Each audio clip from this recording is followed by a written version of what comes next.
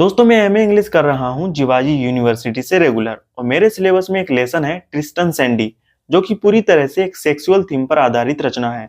लेकिन सोचने वाली बात यह है कि जब इस लेसन को पढ़ाने की बारी आई तो हमारी टीचर ने क्या कहा पता है? उन्होंने कहा इसे तुम खुद पढ़ लेना। यानी कि जब मास्टर्स लेवल की पढ़ी लिखी टीचर ही सेक्स पर बात करने से पीछे हट जाती है, असहज महसूस करती है, तो सोचिए प्राइवेट स्कूलों में या छोटे शहरों में कोई सेक्स एजुकेशन पर बात करेगा? ये तो भूल ही जाइए। यहीं से समझ आता है कि भारत में सेक्स शब्द बोलना ही अपराध जैसा माना जाता है। लोगों के मन में इतना डर, शर्म और झिझक भरी हुई है कि वो इस पर चर्चा करने से पहले ही लाल हो जाते हैं।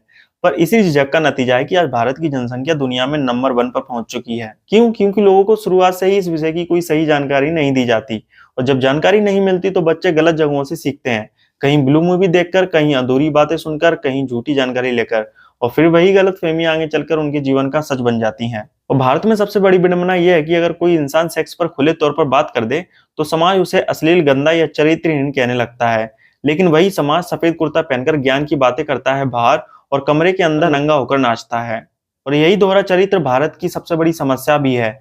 हम सेक्स को समझाने की बजाय छुपाते हैं, शिक्षा देने के बजाय शर्म दिलाते हैं और फिर आश्चर्य करते हैं कि देश में सेक्सुअल क्राइम्स क्यों बढ़ रहे हैं।